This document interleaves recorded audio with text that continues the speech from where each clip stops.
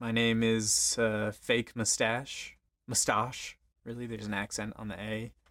Um, it's not my real name, but I play music, acoustic guitar, fingerpicking style, and I like to sort of write poetry, story, song lyrics.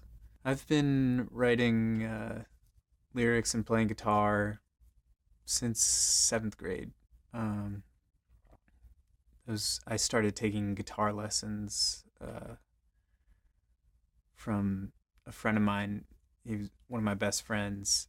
Sort of had this guy that he knew who was a his guitar teacher, and I like for the longest time I tried to get him to, or I tried to get my mom to bring me to him to so I could have see what it was all about and have a guitar lesson, and it took about a year of kind of every so often nagging her about it, and then eventually started taking guitar lessons, and it was my guitar teacher Jamie is like the coolest guy ever. He really he never told me how to do it, how to do anything. He just sort of like encouraged me to. He always just I could feel him pushing me in the direction of my interests, and I think that's why I'm still doing it. I hope to make a living um, with music. Uh, Currently, I'm not. I am just sort of doing open mics, and I actually have my first paid gig kind of coming up. It's just a half hour set. Um, but yeah, that's definitely a goal of mine is to make it a career rather than just a hobby.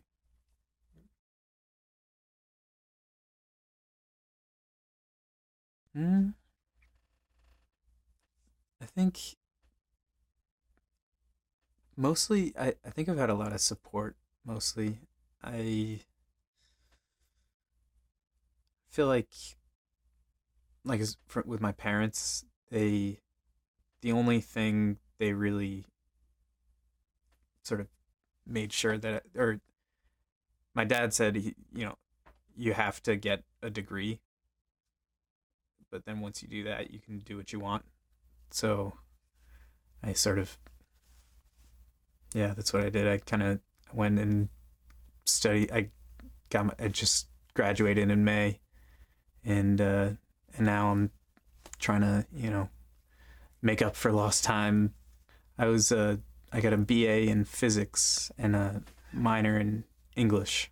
The reason why I chose physics is because it was the next best thing to music, or the next like it's the thing that sort of I was best at next to music academically. It just came easily to me in high school. Um, my my older brother is also a physics major, and my dad was an electrical engineer, but he's like, or he studied electrical engineering, but he um, just he's very. I think I get it from him. He's good at that kind of conceptual reasoning, but um, I think the real reason I picked physics was because I didn't want to go to school to study music. Um, I feel like a lot of people who go to school to study music, and obviously this is not the rule, but I just feel like a lot of people who for some reason music schools do it weird. Like they where people come out not their own artist, they come out a certain genre, like a jazz musician or like a blues musician, and that's cool, but it's sort of just not my interest. And I'm sure I could have found something that was more an artist's kind of study program. I don't know. I'm a little stubborn in terms of like hearing how how I should do things.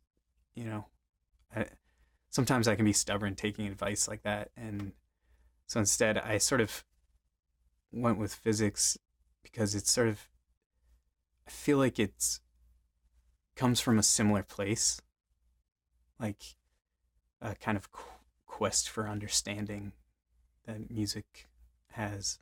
I could go on more about it, I think, but basically, it was just sort of like the next best thing, I think.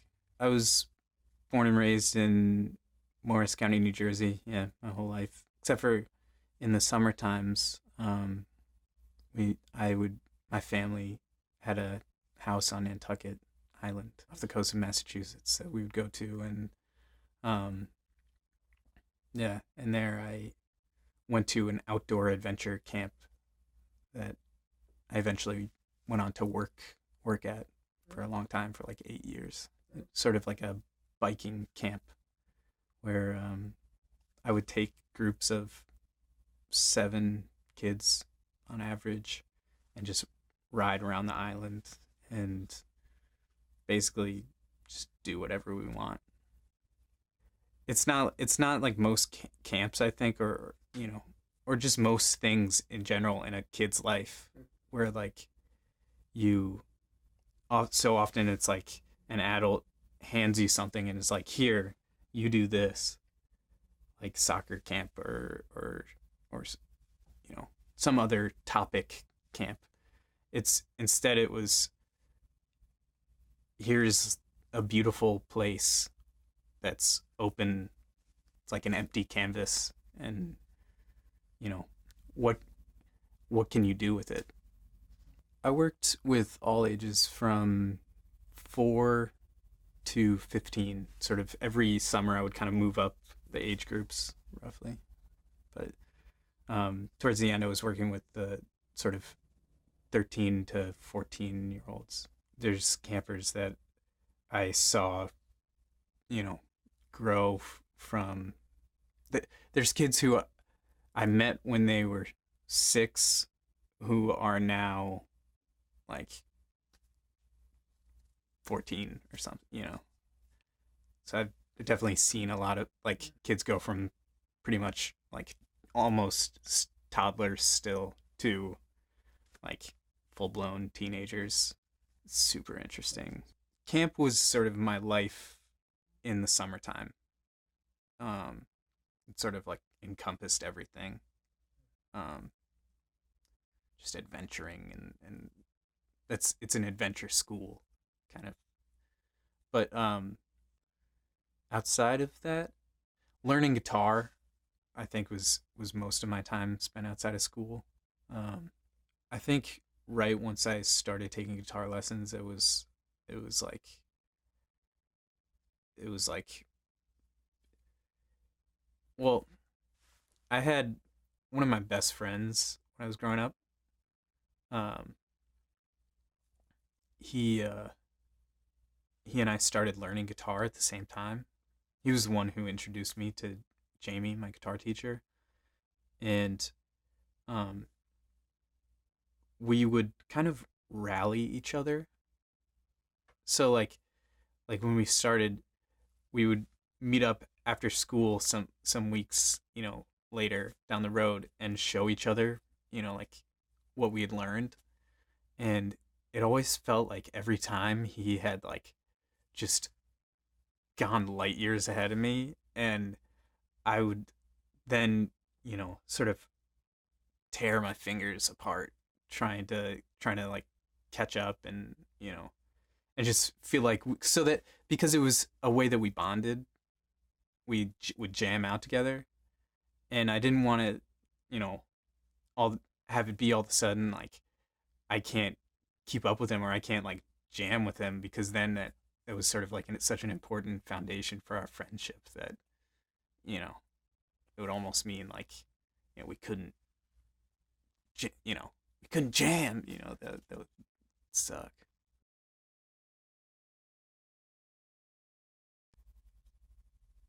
No, I don't. I don't. I'm sort of wary of the word belief, I think. Um,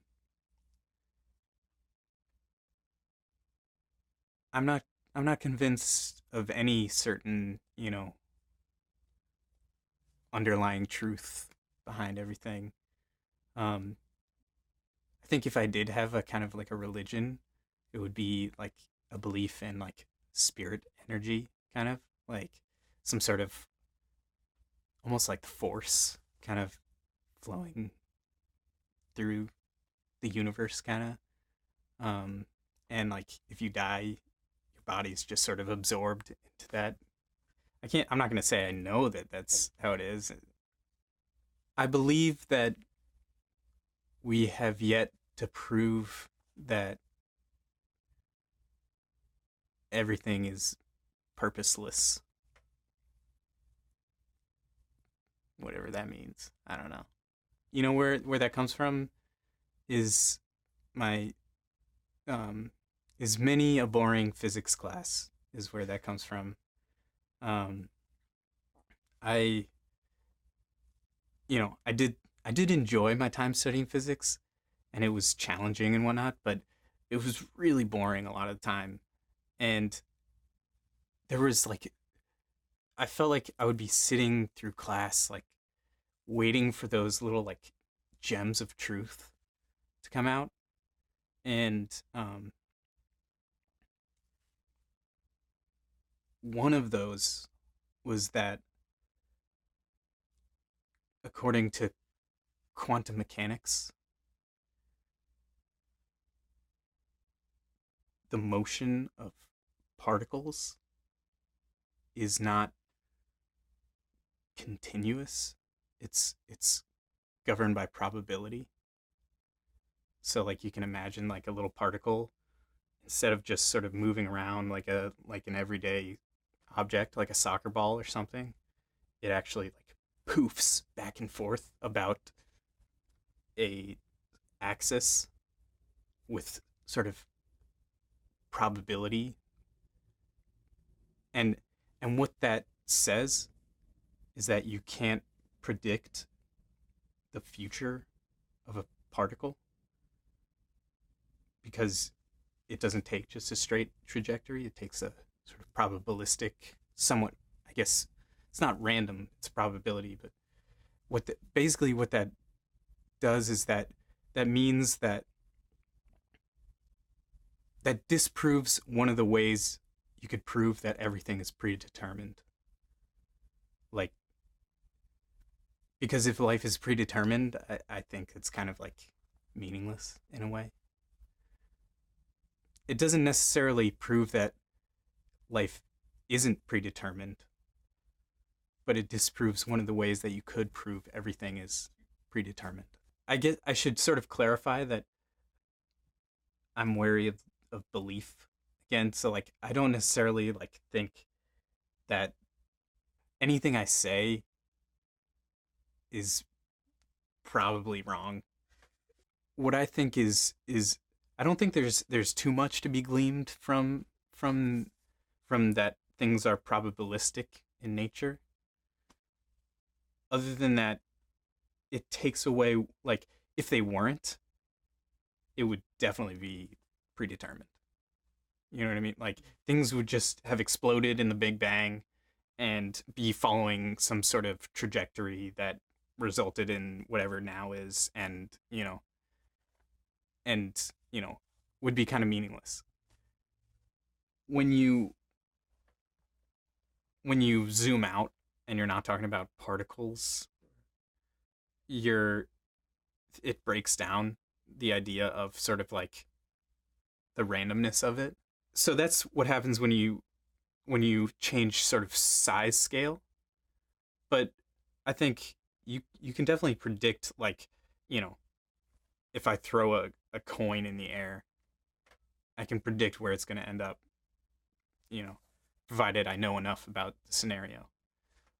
But if I change the time scale to way longer, like where that coin ends up is becomes sort of absolutely impossible to, or no, I won't say absolutely. It becomes,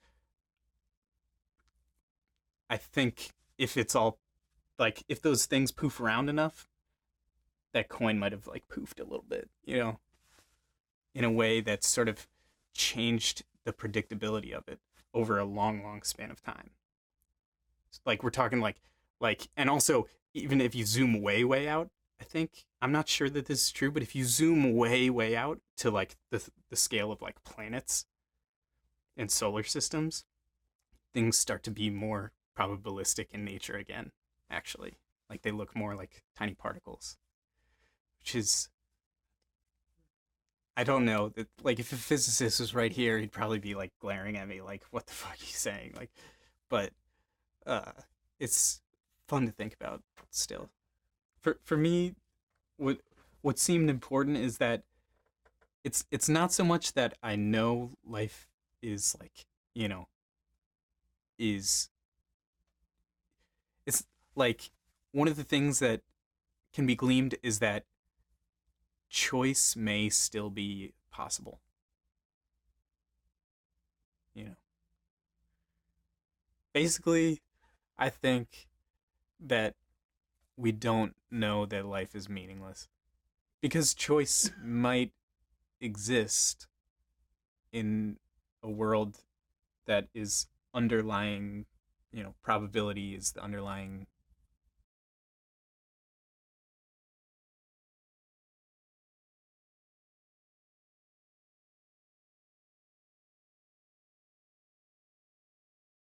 I don't know that I have that much more to say about. I mean, I'm sure that I could go on and on like those sorts of topics, but I don't know that I would be able to pick right back up. I think the fake mustache is it's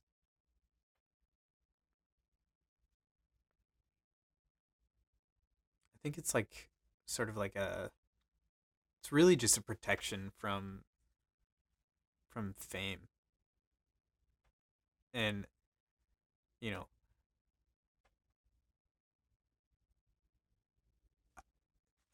like obviously I don't know that I'm that this is going to go anywhere. I'm not certain my music career will bring me to a point where my face is could be recognizable, but if it did, I would love to not have my like face be recognizable in public. Um I want to be able to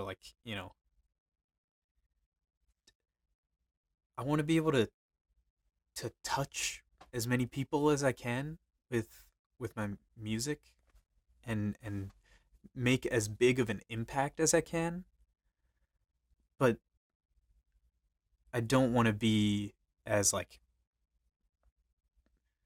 as I don't want myself personally to be as like popular as I can. That's not necessarily one of my goals. I'm much more of the kind of person that is like a has a small tight knit friend group kind of thing, or just the people who I do you know form strong bonds with are you know I, there's like a process to till we get to that point, but I don't want to like have too many like I don't want to I don't want to stop people from being able to sort of see some of my facial expressions because I think that's part of the expressiveness of performance is like you can see my eyebrows up here and you can see like my smile vaguely and my cheeks a little bit, but when it comes to like actually like recognizing me, like you might if you saw me just like this only and then you saw me with my regular face, you would have to like pause for a second and be like, is that who I think it is? And then I could in that time escape still. Like it would be enough of a like a I think it would be enough to deter people from like approaching me in public. I didn't want I just didn't want to have something like over my entire face that like it would be uncomfortable. But I think it mostly came from like people like Buckethead, the guitarist, or MF Doom, who wears like a metal his metal face doom. Um, or recently, I've heard about Sia. I think is like a pop singer who does that. The Gorillas, I think, Daft Punk, those, and then Spider Man, and Batman and those people. It's like I like being able to keep my own personal face and whatever comes along with that to myself, and have the music be more about my music. Not that I'm not trying to hide. I I want my music to be as honest as possible, but I just don't think like lots of people knowing what my face looks like has a lot to do with that. I started performing actually. Um, I started with street performing actually in like eighth grade on Nantucket in the summertime.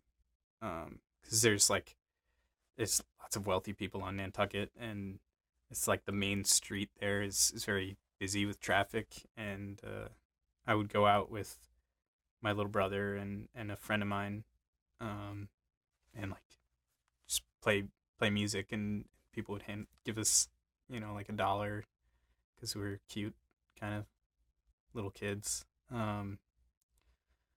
But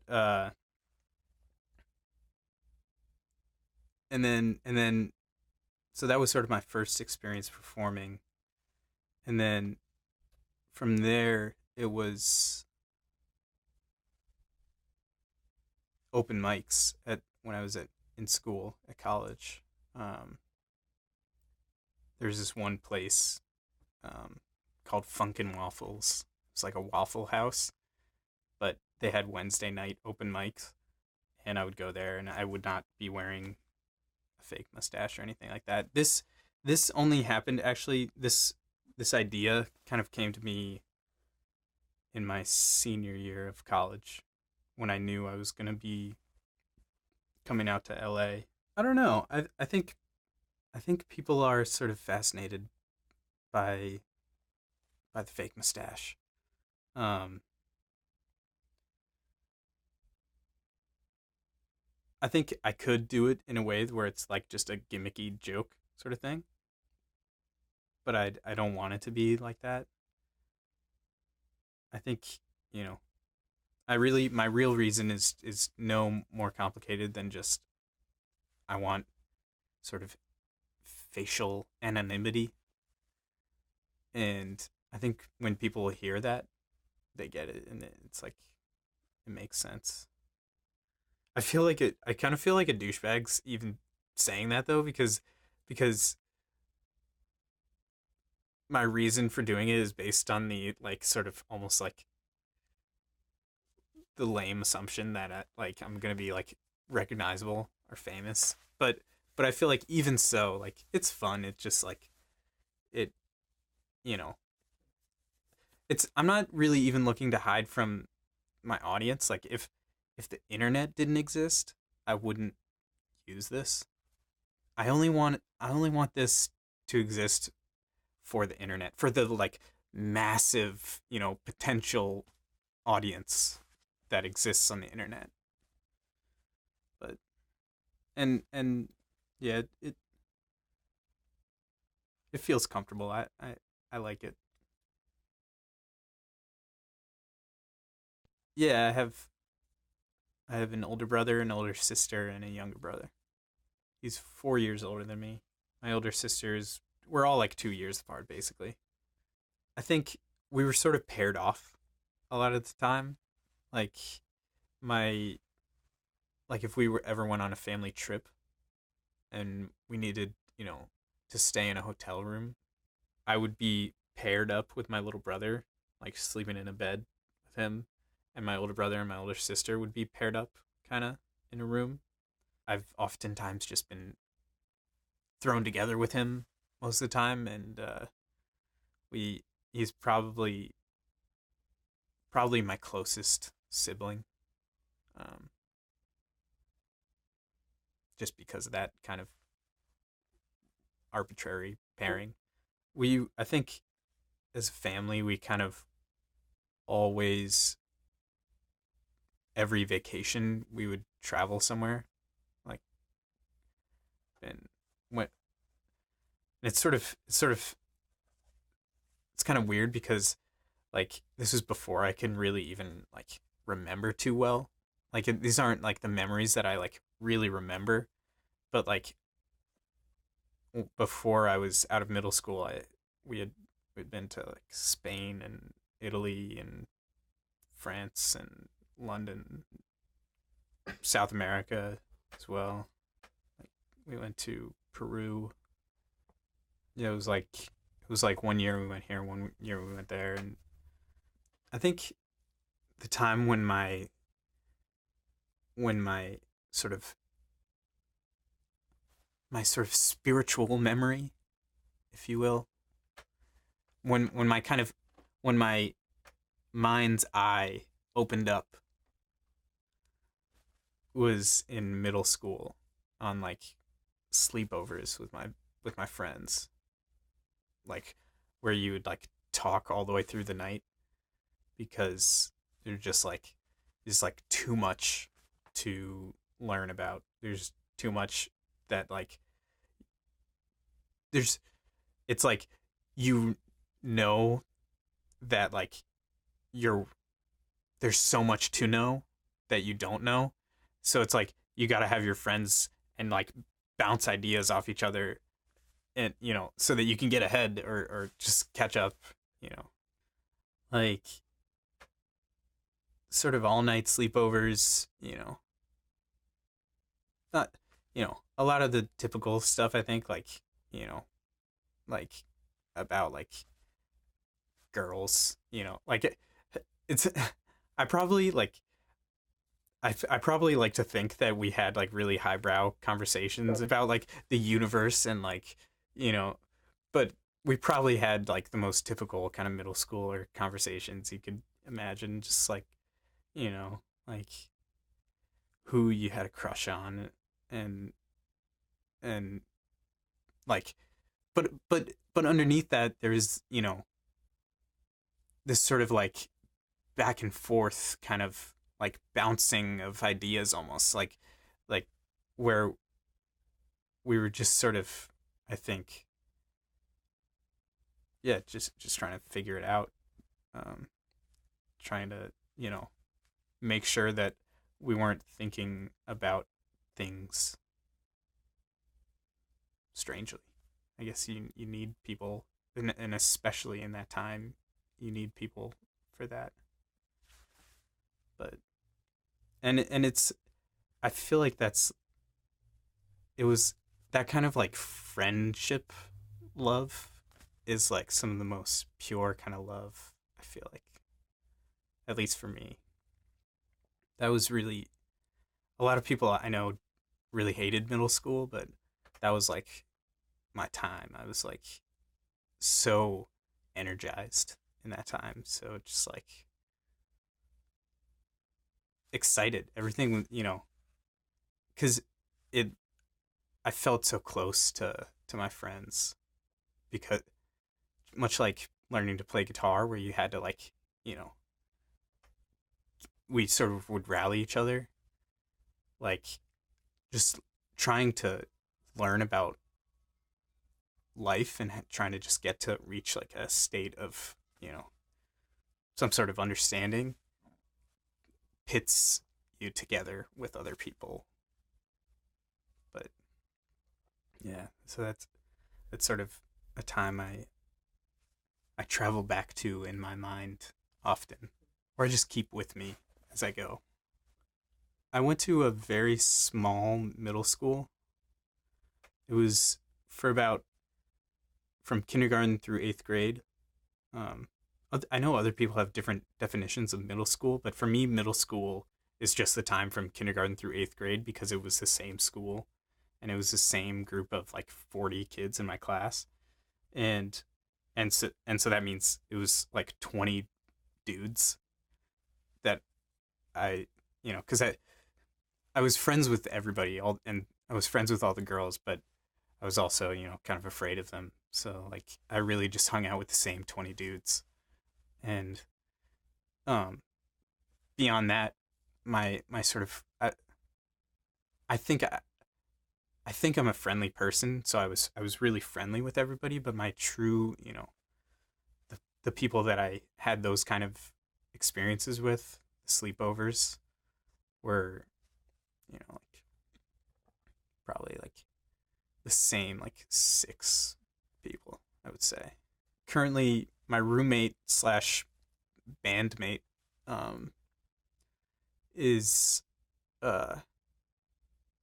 he's one of those guys. I've known him forever, and he's just a very sweet-hearted guy, and um and but to answer your question, I think for me, and I think for a lot of my friends, there was kind of like a trend of like sort of ever and ever bigger groups of people that that so what ended up happening was I had this really tight knit group of friends for like 9 years, and then all of a sudden we went to high school where our 40 peers in our grade turned into like 200, which might not even be that much for a lot of people, but for me it was like, whoa, there's like way more people now. And a lot of my friends kind of just dispersed, and it wasn't even like we had a falling out or anything. It was more like we just didn't even see each other in the hallways or in classes. And um and it's like people that I still would say are like my best friends, but like that I haven't spoken to in like really in those kind of ways for like years and years. And then after that, it was college. It's just like 200 people turned into 2,000, and then it is sort of, and like none of those same people came to my college, and so it's sort of like, and then I graduated, and now I'm just like out in the world, and it's like, it's you know it's interesting. I'm glad that I'm currently able to, like, that I still was able to hang on to one of those people, and like actually get to live with them, and like make a lot of my time, you know, be spent with him. But um, for the most part now, all those dudes are like people I still love and care about, but I just, now I have to try to reach out to them if I want to access them, and they're all busy. Yeah, I mean, except for the very special ones are you know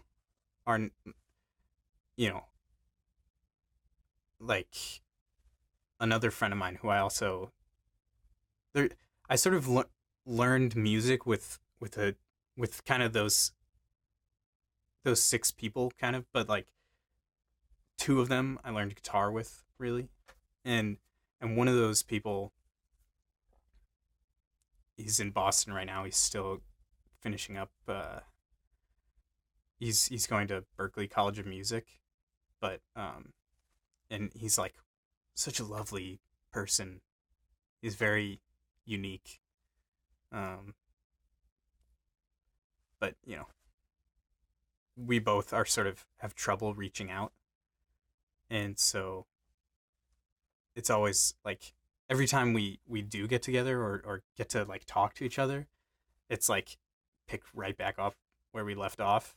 But um, those times are still kind of far and few between, or few and far between. But no, I mean, like, it's still the same group. It's just like you have to go to greater. You have to try harder to reach them. I feel like nostalgia is one of my like hallmarking emotions in my life. Like, I I love it because it's it's sort of defined by two different feelings at the same time, at least a little bit. I think like nostalgia, I think is sort of reminiscing and feeling fondly about the past, but also sort of feeling sad because it's not there anymore. And I think that sort of dual nature of things is much more true. It's like a much more it's like a higher level sort of definition for a feeling than just happiness or sadness, because nothing is ever just happy or just sad, I don't think. Um but for me, yeah, I definitely feel nostalgic all the time. I I reminisce all the time, and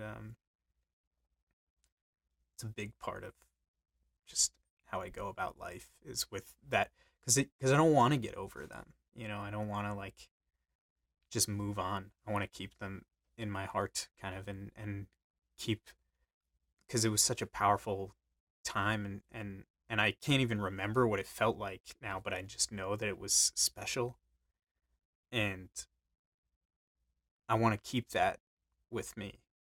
But you know, but I also, but I, but I'm also, I guess I'm straying from nostalgia here, but I'm also open to you know new experience for sure, and I think I have an open heart as well. But I definitely carry my my love my if you've been loved by me, you still are. That's how I go through life, kind of. It's just, even though I don't see you, you're still in there. But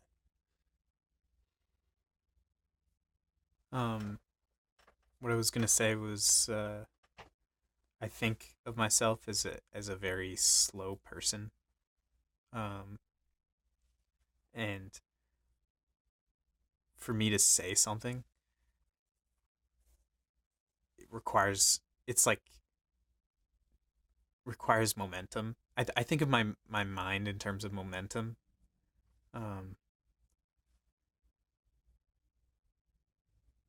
I feel like, and I don't want this to sound cocky or anything, and maybe it does, but I think of my mind as like a larger boulder. It's If you push on it, it's slower to get moving. It requires more energy to get moving. Say it's out in space. If you push on a little rock, it'll just fly off. If you push on it, it requires a lot of like energy to get moving. But then once it's moving, it requires much more. Like a little rock flying at you, you could just kind of catch it. But a bigger rock, it requires more energy to slow down as well. I To me, it just makes a lot of sense with the way my mind works. Like, I have a hard time just like jumping into action. I really need to like meditate and let sort of let momentum build. But my dad feels exactly the same way. Like, I say that to him, and he's like, oh, like, I can't believe you just said that. Like, it describes exactly how I feel, and I've actually, when I was younger, I was diagnosed with ADD, and but there's even a time when like I started taking like a very small dose of Concerta, which is like an ADD medication. What I think it is, like, because I am very slow, like when it comes to taking a test or something, everybody will finish before me. I will always be the last person taking the test, almost like every time I've ever taken a test that's been that way. Like, it could be a group, could be like I was like in college, I was taking an exam. It was like a room full of like 500 kids, and I sat in the front row, and I was like taking the test. It might not have been 500, it might have been more like 250 or something, but I was taking this test. It was like I forget what it was a computer programming class that I took. And I was taking this test, and then towards the end, like I thought I was doing pretty well, like time wise. Then, but people, will silently come up and turn in their exam, and I was in the front row of this big auditorium, and then I like all of a sudden I look up and my teacher's just sitting in front of me, like kind of like like looking at her watch, and I look back and the entire auditorium is empty, and like I at that point I was like, you know, I had known it my whole life, but like I'm just a slow, I'm a tortoise, you know. But I think that's part of it is that like it just takes me time to like get rolling, and once I do, I feel very, sometimes like I could talk your ear off or something.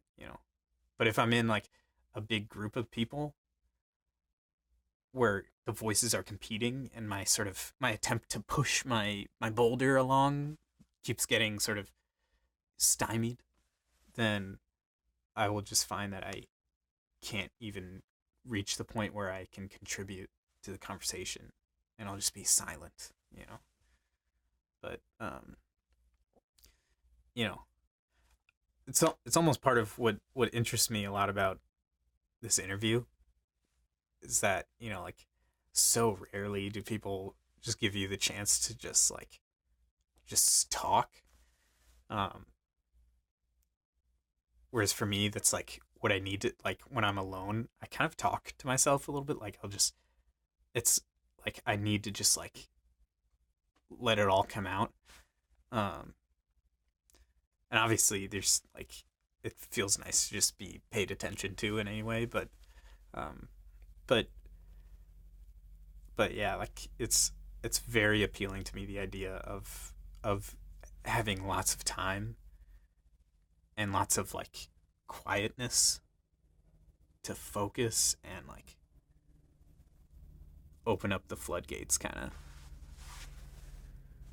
But yeah, that's like that's just that's definitely how my brain works. But I think like a lot of my friends, that was what brought us together, like my tight friends, was that we would give each other a chance to just let it all out. Um and that we like a lot of my friends have that kind of quiet personality, um which I think is not necessarily quietness as much as just the slowness, like it just takes you time. And if people are too fast, then you just don't have time. And but yeah, like a lot of my best friends are like that. Like in public, they won't speak out. They won't be extroverted. And you know, in some ways, it's sort of like you recognize it when you see somebody like that. You're like oh yeah, just another person who kind of like you know is thoughtful in that way. And yeah, but then again, um I don't necessarily like discriminate against like people who are more fast minded and more. Yeah, I don't necessarily like have one type of person that I only like to hang out with. And obviously like even I don't even I'm one of the I don't like to type typify people at all, really, even. But um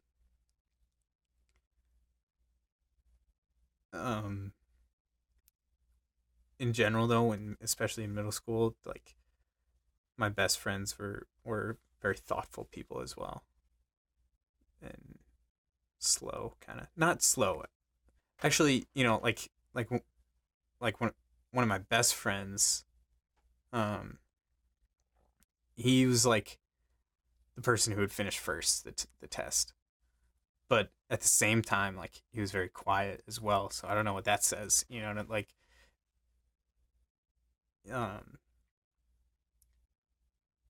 yeah, I don't know. it's all very interesting. That just I can only really speak from my own experience. I just feel like like I'm slow, but there's something to that slowness that sort of helps me in a certain way, like helps me keep going sort of when, you know, I don't know. That's what momentum is all about. Is like is it's it's all about the more momentum you have, the harder it is to change direction, the harder it is to accelerate, really. But it says nothing about how fast you can go in general, just how fast you can get there.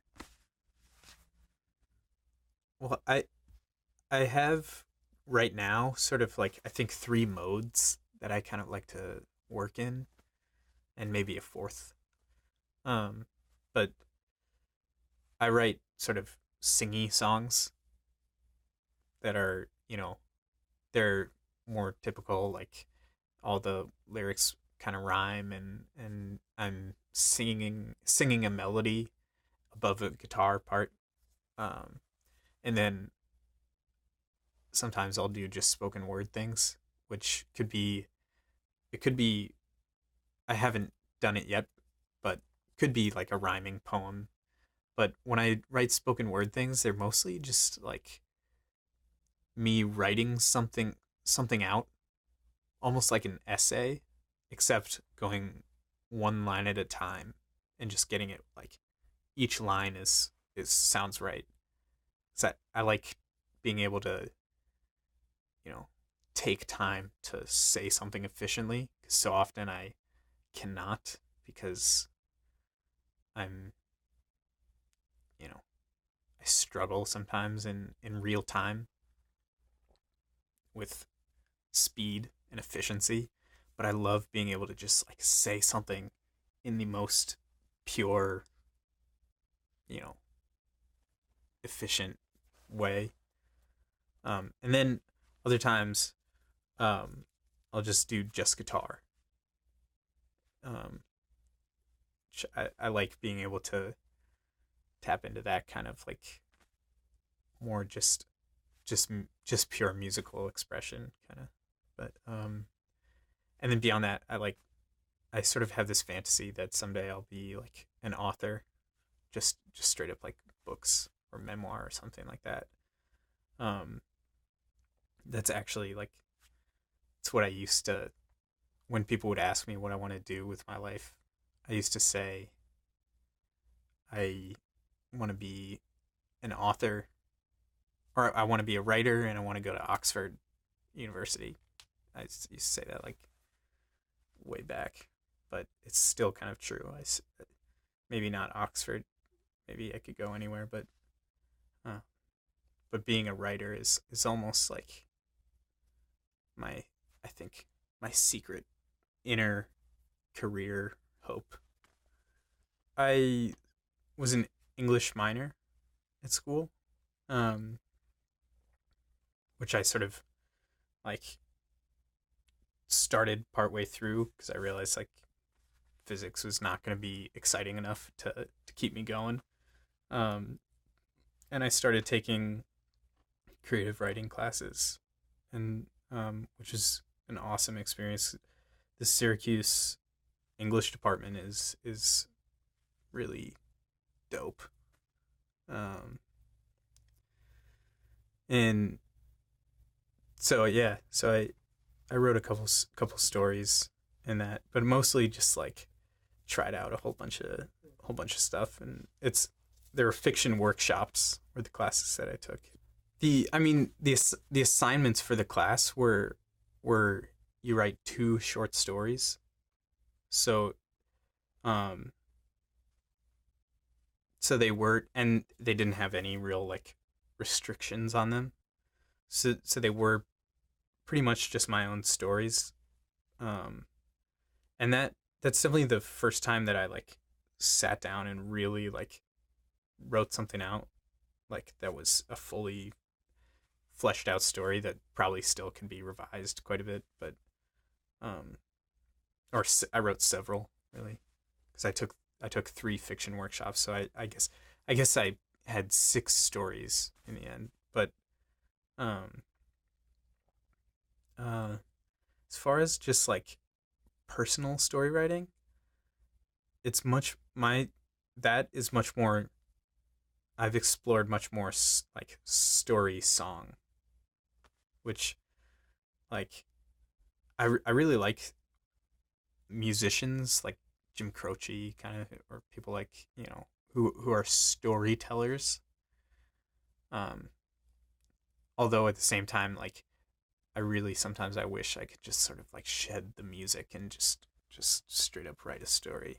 So it probably will happen sooner or later, but I would probably try to like find a workshop or something like that. Um, but because I think that's so important to not just like sit in your own box and make something. You have like it's amazing what happens when you take a song from your bedroom to an open mic. Like you just all of a sudden notice all the shit that's stupid about it. Like um and um so yeah, that would be, I would have to like, I would love to take a story to an open mic. Um and some of my just spoken word stuff are story, like um yeah, but and I'm still sort of thinking about, I'm still exploring what story I really have to tell. um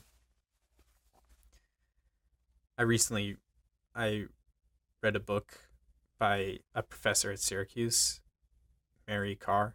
Are you familiar? She's a she's a memoirist and also a poet. She, and she wrote a book called The Art of Memoir, and it's about writing memoir and whatnot.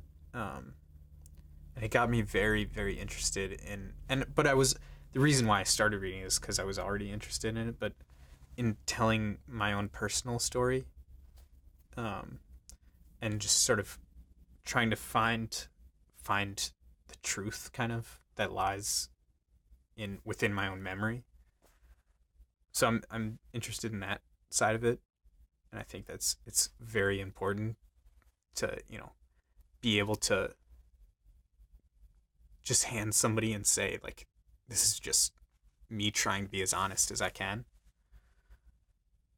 And then, and it sort of from another angle, I've all the writing that I've ever started out doing was fictional, and I think fiction writing is sort of has a different kind of almost functionality in that it's like you're it's like theorizing. It's not saying, like, I'm not saying here, this is my version of the truth. I'm saying, imagine this scenario and what we would do in this, potential, like, or it's like saying, it's almost like with physics, like theorizing, like what truth is there to be found from just the thought experiments that we can do, and how much fun can we have sort of along the way. But yeah.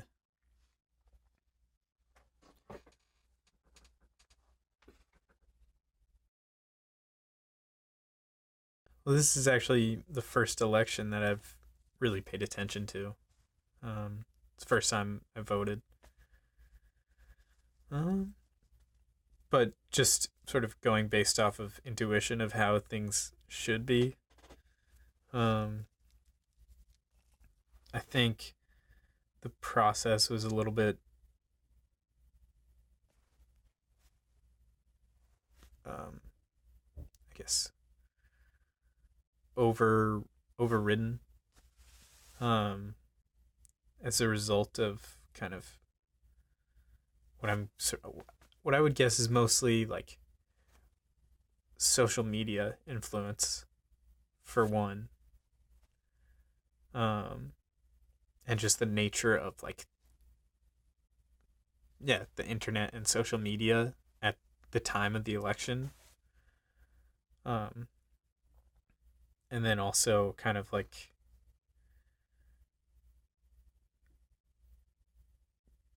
new techniques, sort of, that seemed like, for campaigning that are sort of unused, maybe in the past, I think, as a result of the technology. Um, it's it sort of seemed a lot like, and this is something maybe harkening back to the magical space in between the edits, where we were just talking about, we were talking about um, confusion as a tactic to then persuade people into selling them some idea. And I definitely felt like that was a huge part of the the tactics of, probably mostly Trump, but probably also Clinton, probably just any president really, but really this year I think Trump did it a lot. He like just seemed to like distract a lot from, you know, and I mean, but it wasn't just him. It was also, I think, social media is like, it's just, it's the nature of the times we live in. I think that it's like one of the most distracting times to be alive.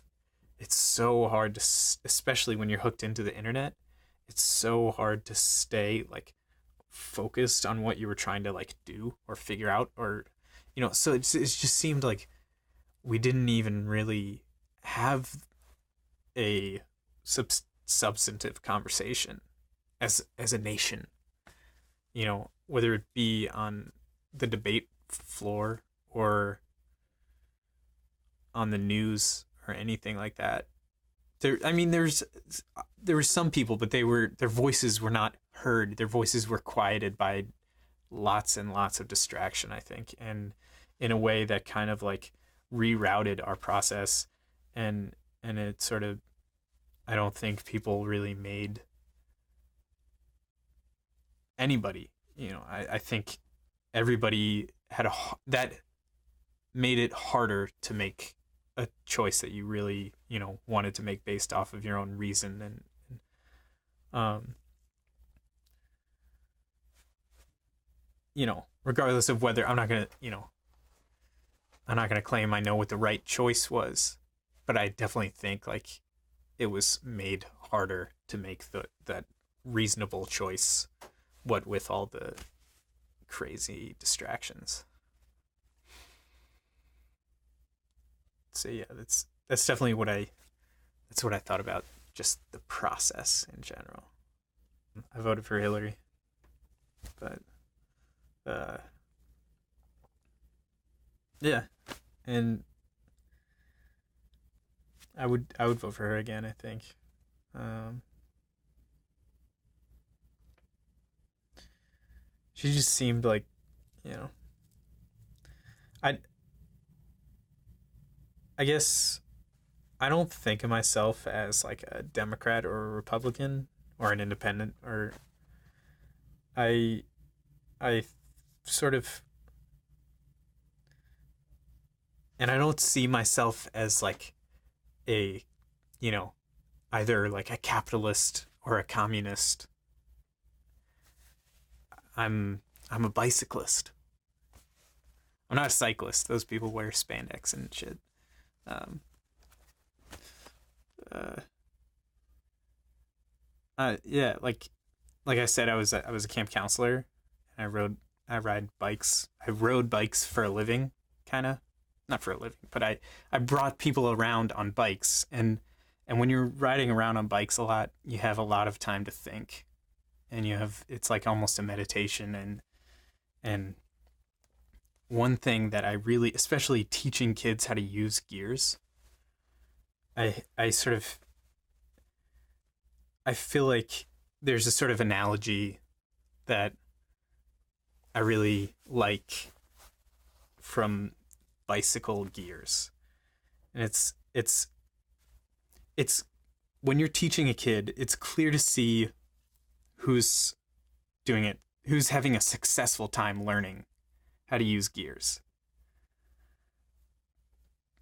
Unsuccessfully, oftentimes kids will sort of look at the gears and choose a gear that they think is the best. I actually remember being a kid and being like, I only like riding in the high gears because I like the challenge of it. It's like, because it's harder to pedal, but you go faster. And that's sort of like, it's it has, a certain gear has a set of ideals and drawbacks to it. On the flip side, I've had campers who are like, no, I don't want to go into the high gears. I want to stay in the low gears because it's easier to pedal and it would be too hard to go into the high gears. But obviously they don't see that like it's really inefficient and you get way tired out just like over pedaling all the time and you don't get anywhere. And so a logical conclusion might be to say like, oh, well, it's not the high gears or the low gears, it's the middle gears are the best. And I've definitely seen, that sounds reasonable, I think, because it's probably the gears that work most often, because the low gears work going uphill and the high gears work going downhill, and the middle gears work kind of, most on flat ground and, kind of on uphill and downhill. They're sort of the most widely applicable.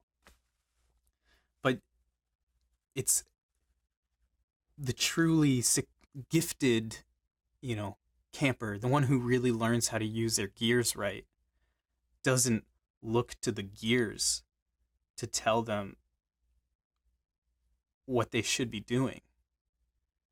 They look to the terrain. The terrain tells them what gear to be in. And so I sort of think about, like, your political preference is sort of, they're just built upon ideals, really, and drawbacks, but not just one. The gears are one. They're multiple, there's many problems and many hills and downhills and that we face, I think, as a nation. But like, I just think it's so important to be able to shift gears, and because there's nothing wrong with an ideal. It's just some ideals work with certain scenarios. And the only thing I would say I really like believe in, that I think is like necessary, is the ability for people to make a reasonable choice and to have the freedom to make a choice. So I guess I believe in democracy, assuming people, the process isn't being tarnished. But beyond that, I think it's just like a capitalism versus communism.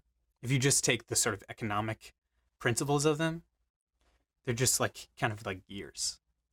And one could be useful for going uphill. One could be useful if you have a lot of momentum, But what's important is the ability to decide.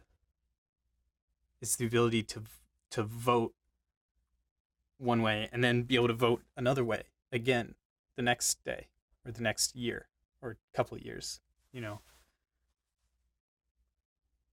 And it's important that we don't argue over which ideal is right, but just what the state of our situation is, what the terrain looks like underneath us. And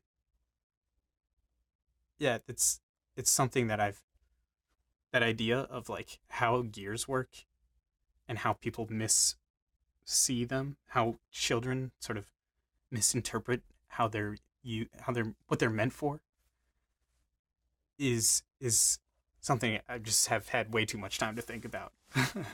But I don't know. Yeah. I don't know much about politics in general though, but that's something I feel somewhat strongly about, I think. That there's no like right way to think. There's just a right way to act in the moment. Or there's a solution to a problem, and the problem is constantly changing.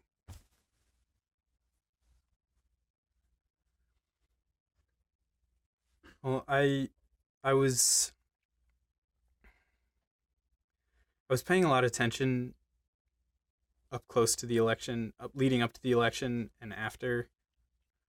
Um, I haven't been able to pay as much attention, partly because my uh, my subscription to Sirius Radio, which I was accessing NPR through, is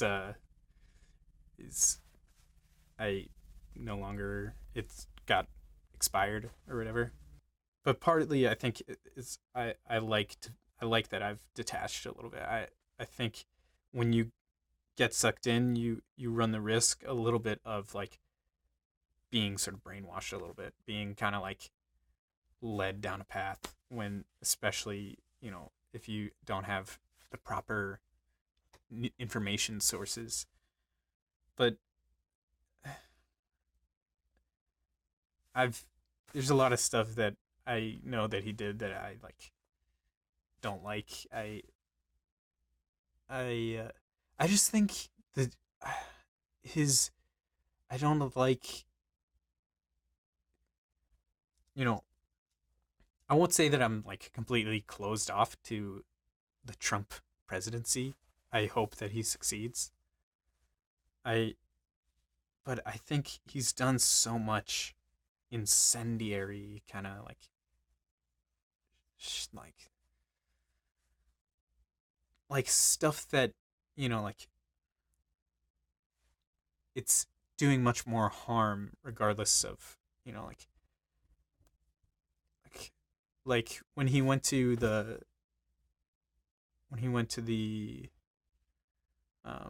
CIA headquarters. Remember that? That was closer to the election, so I was still paying attention. But like, and the camera angle was from the audience, and he was saying all this stuff about how the media is so dishonest, and how how, you know, how they just made it out that he has a vendetta against them, but he doesn't, even though he was just saying how dishonest they were, you know, like. But the part that was crazy was like, this is supposed to be the CIA, the people who clearly have had a weird history, but like, but the people who are supposed to be protecting our freedom of speech, and our freedom of, you know, freedom of press, the people who are supposed to be protecting that, the camera angle was from the audience, and it just sounded like they were all clapping and cheering at his like attacks on the media. And so it's like, and I don't know what the truth of it was. Like I've heard people say that it was actually his own, you know, like his team or whatever was there around the cameras clapping or something like that. And like I've heard, but like regardless of what it was, it's just like, it's scary.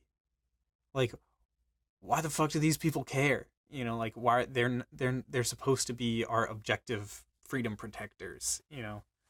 And but just stuff like that. It's clearly been a very,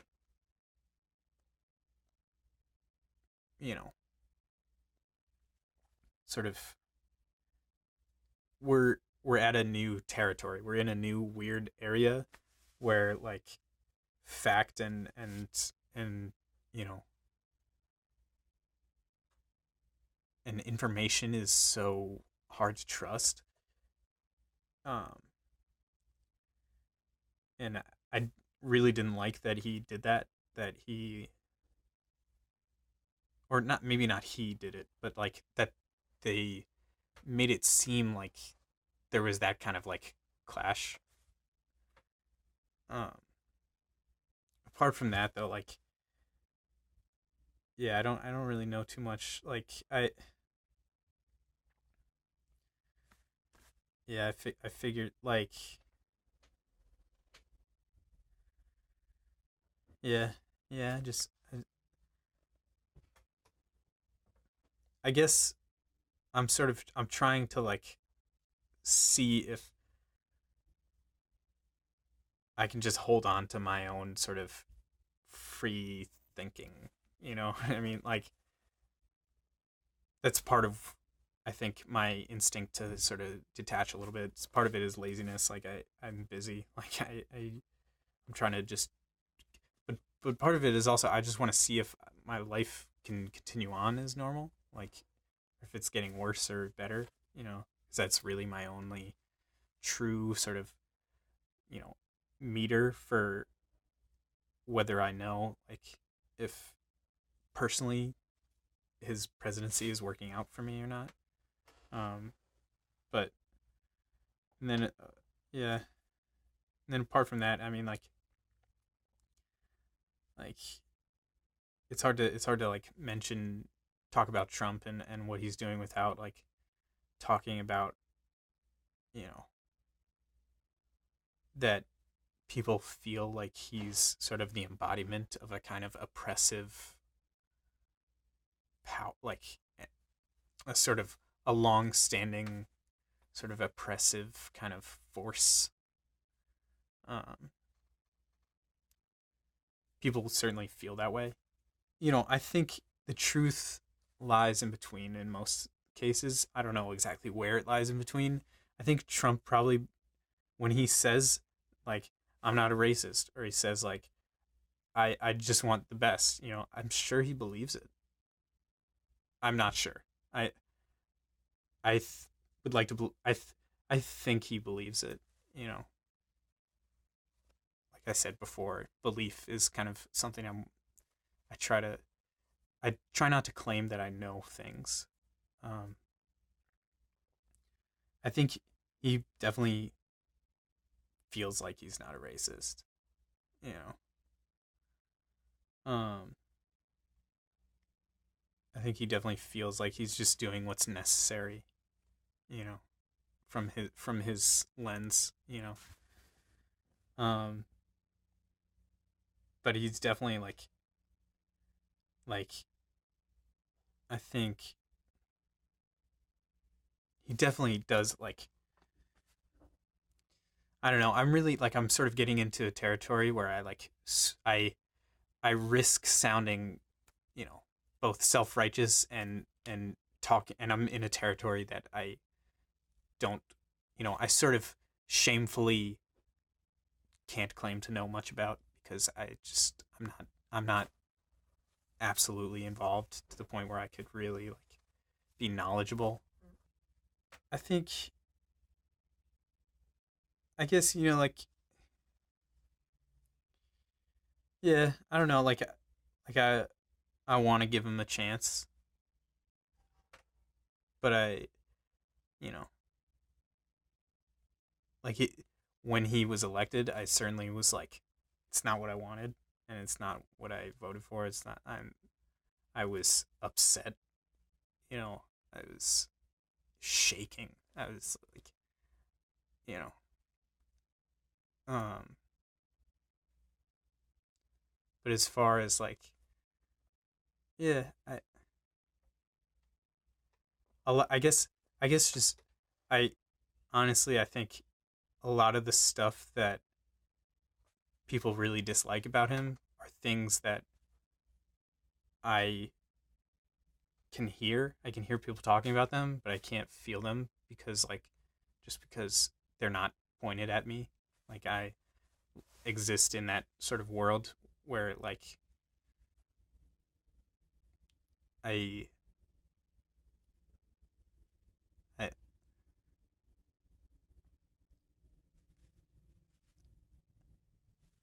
I'm a white guy. I'm I'm I'm a white dude, and I wish I could claim that I was more involved and that I knew more than I do, but um, I tried, I tried during the election to really, and I think I successfully, stayed clear of, you know, the all the sort of nonsense. I tried to seek out true fact, but I only have my perspective, and I grew up in the suburbs. You know, my parents are both financially successful people. I, you know, I I'm still I'm s- I'm still taking on, the sort of knowledge of, or just I'm still kind of, because I didn't have an oppressive force. I didn't have a kind of, you know, I didn't experience racism.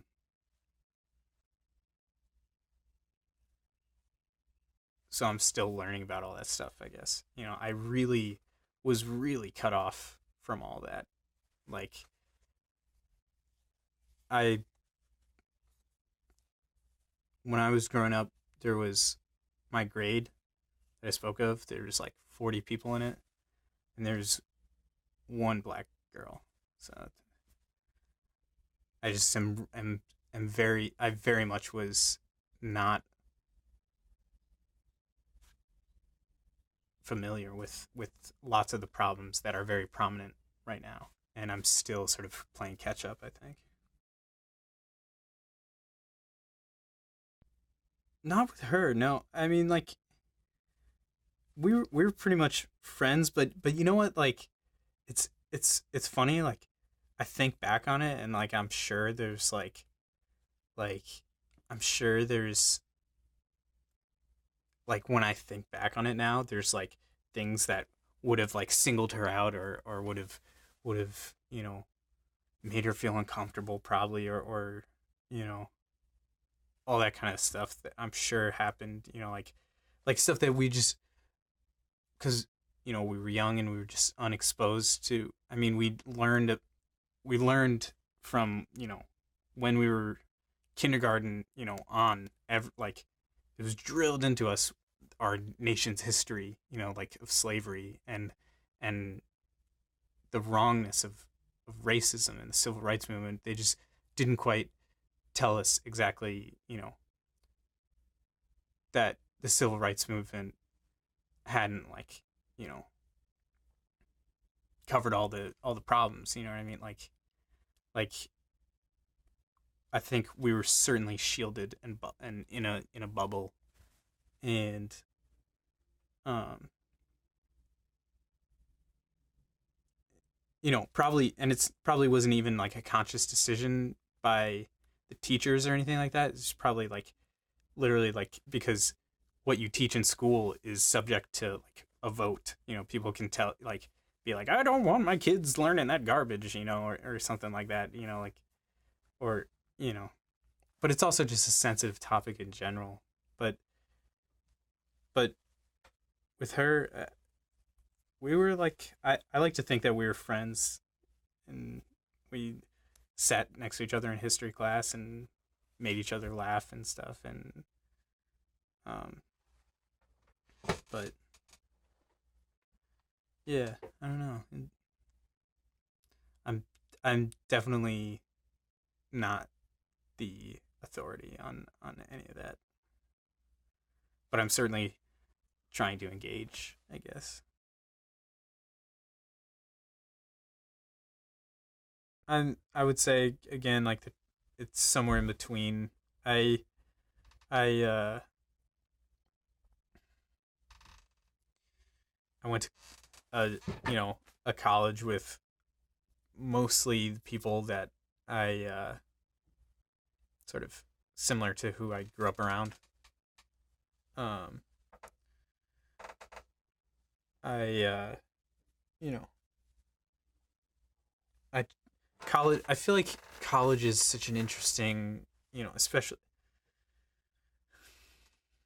it's such like a it's an interesting place where people, students are very passionate about, all the issues and whatnot, and it's, but it's, like one thing about especially college is like there's like it's like kids will kind of jump on the soapbox of like who's being oppressed in this country and who's on the top, when it's like funny, like a lot of the people that I hear saying that are not admitting that they're the ones who are on top, like the educated, like, you know especially if you are able to come out of it without like a you know without being financially set back a huge amount. um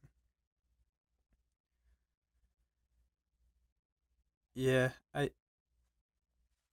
I'm definitely like I don't want to exist inside a bubble, but I also, acknowledge the limitations of my perspective on the world. um yeah, I'm still working on it. I think it's a work in progress, and it you know it's it's yeah, but there's a lot of stuff that I'm working on, but it's all, I think, it's all for one purpose, I think. And I mean, it's all for love, I think, at least I hope that like the decisions I make are made from a place of love.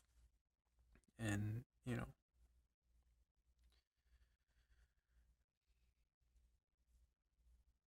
but you know I am trying to access this sort of topic of my personal history as somebody who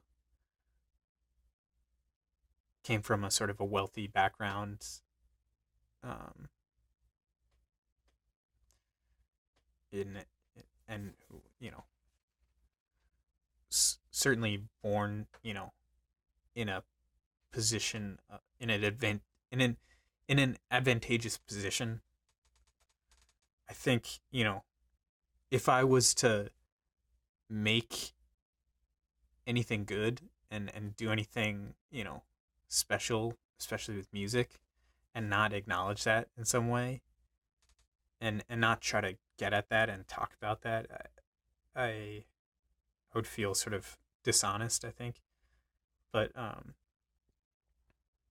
that's honest. That's sort of my most recent endeavors in music are in thinking, about that sort of random situation I was born into, and how you know, I've come to, you know, make the best of it, or make, or or disassociate myself from it, or try or just own it and try, it's,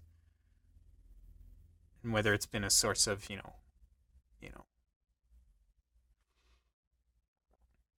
fear or love. I feel like I don't like to talk in terms of like those kinds of like, fear and love, but like I feel like that is like one of the main ones. It's like, I think Jim Carrey said it, or I heard him say it. you can either sort of make a decision out of based in fear or in love in the moment, and I think those two things really, like, it's easy to mistake one for the other. And again, right now, I think it's my hope, actually, in the long term, is to make something like, I think the thing that I am gonna make that's really good someday, and the story that I really is mine to tell, is going to deal with that, with with thoughts about wealth and excess wealth, and or you know or what to do with wealth, or yeah, and how to how to relate to the world, how to still come from a place of love, how to empathize, how to be compassionate, and I guess just the ethics of wealth, which are, as far as I'm concerned, infinitely complicated, or very simple. I'm not sure.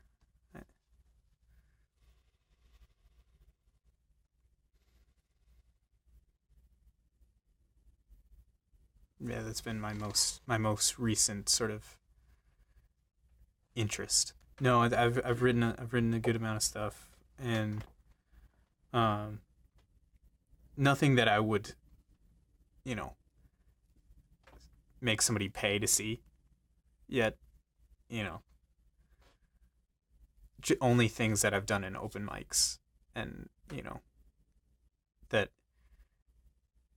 I know are not good yet, and that I know are still sort of searching for the right sort of the there's I'm still circling around the truth, and I circle from one, you know, you know, overly, overly whatever, overly shameful, or overly,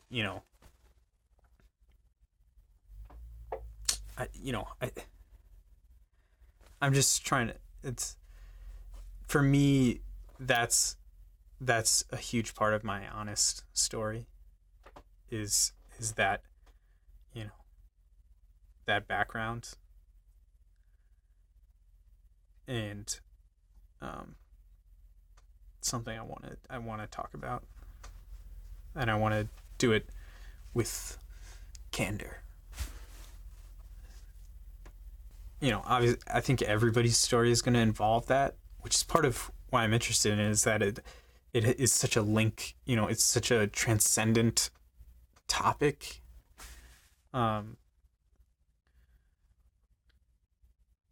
But I think I most recently became interested in it um, after some family drama, some uh like my sister going to school, and going to college, and then coming back, when I was still in high school, and kind of introducing me to sort of uncomfortable concepts that, are sort of, you know now very prevalent, and sort of the new sort of thinking in lots of these topics. But you know when she came back, and it was it's a very dramatic sort of, topic.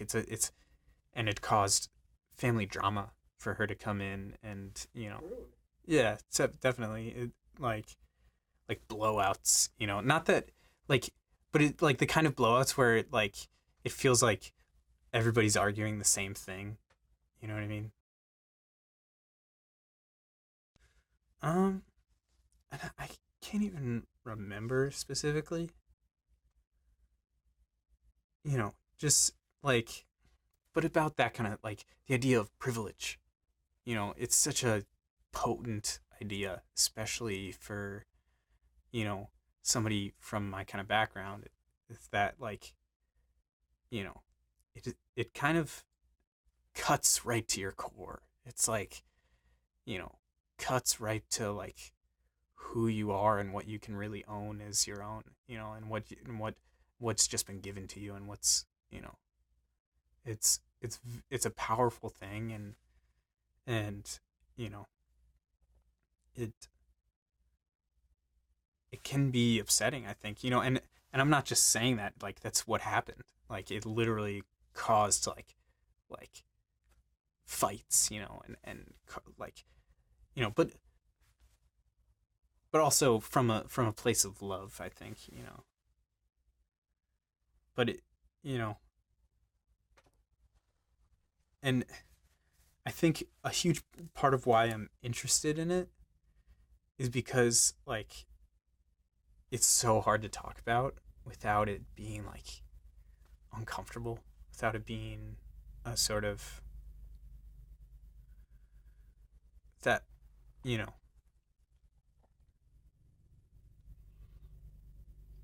without it you know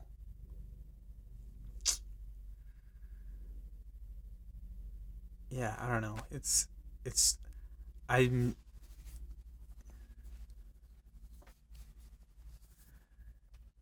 but not just that, but like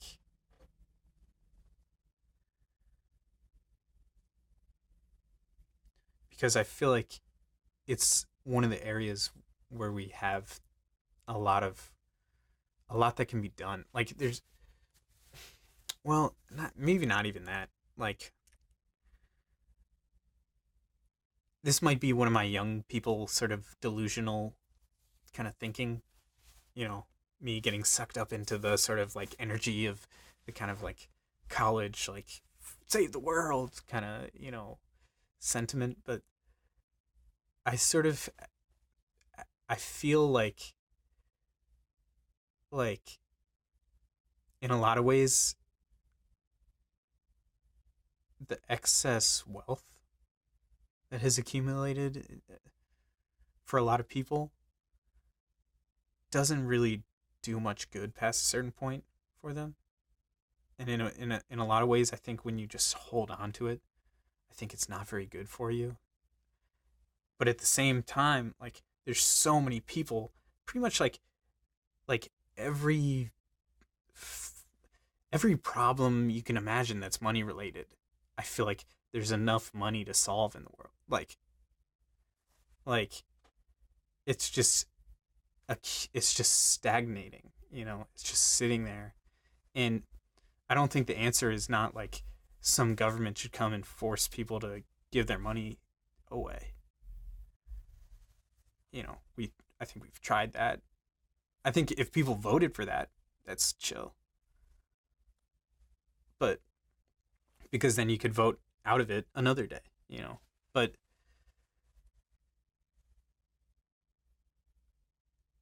I feel like, and again, it might just be my young, youthful, whatever. Like I want to inspire people to be more compassionate, to give, especially because it's part of my story. I think I I feel like something that, and I guess I don't even know this really. Like I'm just so out there. Like I'm so speaking in in an area that there's so much to be figured out for me. At least I think, like, but for everyone too. Like I think a lot of people are, but I just feel like it could do so much good if somebody could inspire rather than force, the sort of loosening of money, you know, the sort of like desire to give wealth away, kind of, or excess wealth, but in a way that doesn't, necessarily cause economic stagnation either, you know, like, and I think the way to do that is have it be an inspirational thing.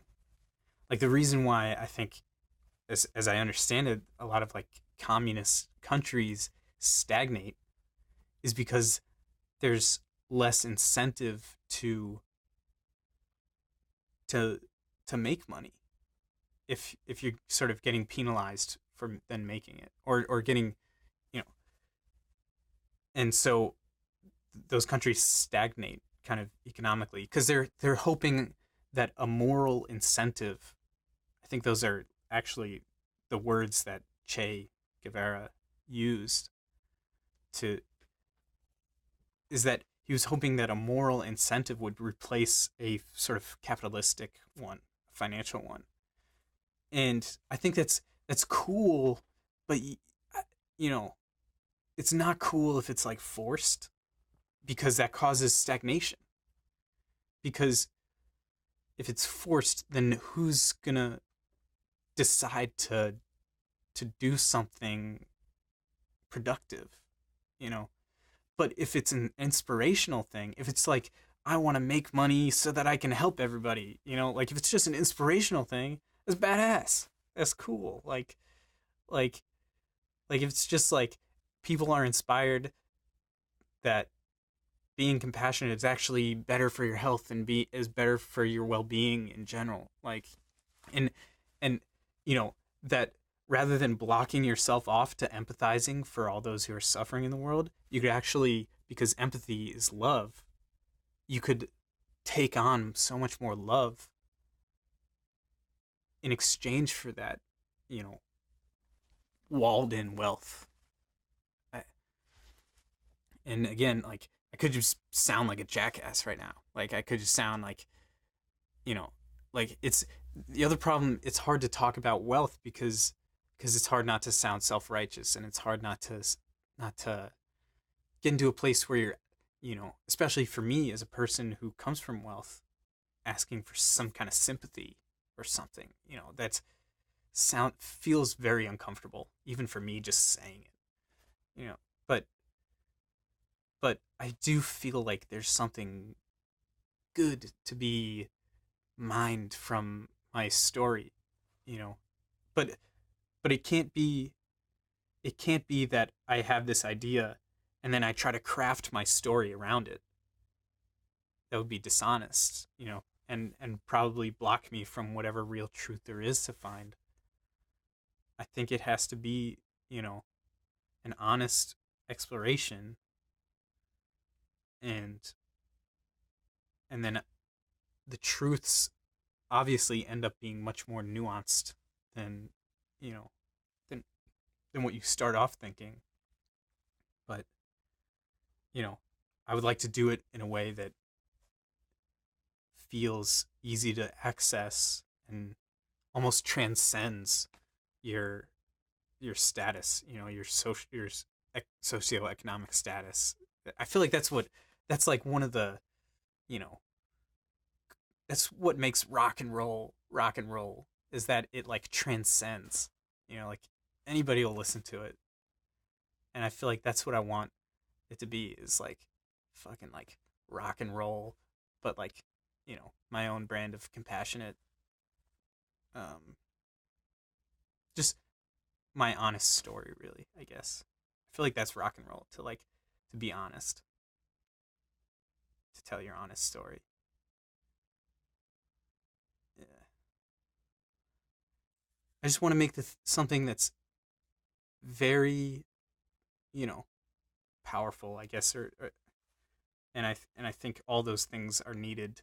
And it could be way too much, like way too complicated, or it could be like, you know, or if I think if done in a sort of an elegant way, it could all sort of complement each other and pack like a nice powerful punch. And but the main thing I want it to be honest, and I want it to be full of love. I want you to be happier after you read it, and I want it to be accessible to. I want it to be transcendent. You know.